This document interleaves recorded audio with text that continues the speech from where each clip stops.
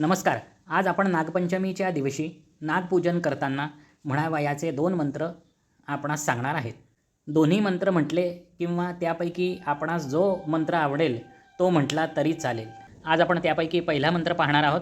पूजन करताना म्हणावयाचा मंत्र अतिशय चांगल्या सोप्या पद्धतीचा आहे आणि व्यवस्थित म्हणावा आणि उच्चारण व्यवस्थित पूर्ण करावं ही विनंती. अनंतं वासुकिं शेषं पद्मनाभं च कंबलं धृतराष्ट्रं शंखपालं तक्षकं कालियं तथा एतानि नवनामानि नागानां च महात्मनां सायंकाले पठेन्नित्यं प्रातःकाले विशेषतः तस्मै विषभयं नास्ति सर्वत्र विजयी भवेत.